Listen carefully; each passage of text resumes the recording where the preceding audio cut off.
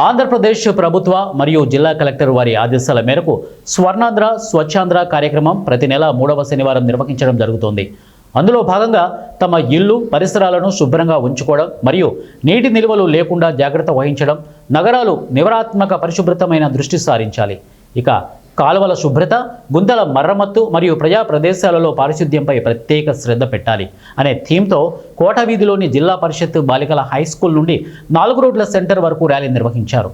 Badvel revenue division అధికారి చంద్రమోహన్ ఆధ్వర్యంలో Badvel municipal commissioner Narasimha Reddy సమన్వయంతో ఈ కార్యక్రమం నిర్వహించారు. ఈ కార్యక్రమానికి municipal revenue, police, R&B, medical మరియు హెల్త్, ఇరిగేషన్, ICDS మరియు ఎలక్ట్రిసిటీ డిపార్ట్మెంట్ అధికారులు తదితర అన్ని డిపార్ట్మెంట్ల ఉద్యోగులు, మెప్మా సిబ్బంది హాజరయ్యారు.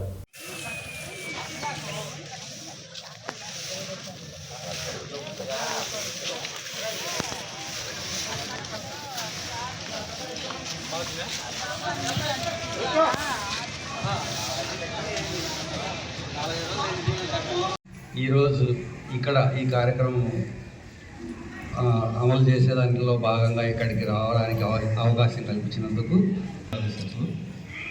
మన ఇతర అన్ని రకాల అంగన్వాడీ, ఆశ, మిగతా అన్ని డిపార్ట్మెంట్ల కూడా ఈరోజు ఈ కార్యక్రమం ఇక్కడి నుంచి ర్యాలీగా నిర్వహించడం జరుగుతుంది. మరి వీళ్ళందరికీ, పిల్లలందరికీ శుభాశీస్సులు.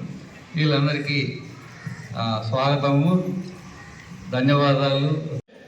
కాలువలు దాంట్లో పోతే పైప్ రైన్ వర్షం ఎక్కువ పడినప్పుడు ఎక్కడైనా గుంతలు, దాంట్లో రోడ్ల మీద కానీ గుంతల్లో కానీ ఎక్కడ నిల్వ పడినప్పుడు అది మురికి నీరు అంటారు. ఆ మురికి నీరులో మలేరియా దమ ఎక్కువగా, ఫీమేల్ అనాఫిలస్ మస్కిటో అనేది పెరుగుతుంది. కాబట్టి మలేరియా జ్వరం ఎక్కువగా వచ్చేందుకు ఆస్కారం ఉంటుంది. దీంట్లో ముఖ్యంగా ఏంటంటే జ్వరం అనేది సాయంత్రం నుంచి ఎక్కువగా వచ్చేందుకు ఆస్కారం ఉంటుంది. చలి ఎక్కువ వస్తుంటుంది మలేరియా జ్వరం అంటే. కాబట్టి దానికి అట్లా ఉన్నప్పుడు 2 రోజులు 3 రోజులు చూసి దానికి బ్లడ్ టెస్ట్ చేయడం, దానివల్ల చేసుకొని ఆ విధంగా మలేరియా అనేది వచ్చేదానికి ఉంటుంది. కాబట్టి దానికి ట్రీట్మెంట్ ఇచ్చి ఫాలో అవుతాం. కానీ మనము ఇప్పుడు ఎంతవరకు మనం అంతా ఇప్పుడు ఇంతకుముందు మెడికల్ డిపార్ట్మెంట్ ఒకటే ఉంటుంది. ఇప్పుడు అన్ని డిపార్ట్మెంట్లు అలైన్ అయిపోయినాయి. ఎవరైనా కానీ ఏ డిపార్ట్మెంట్ కోఆర్డినేట్ తీసుకొని అందరం చక్కగా పనిచేస్తున్నాం. ఇప్పుడు దీంట్లో ముఖ్యంగా మురికి నీరు నిలబడేదానికి మున్సిపల్ కమిషనర్ సార్ కానీ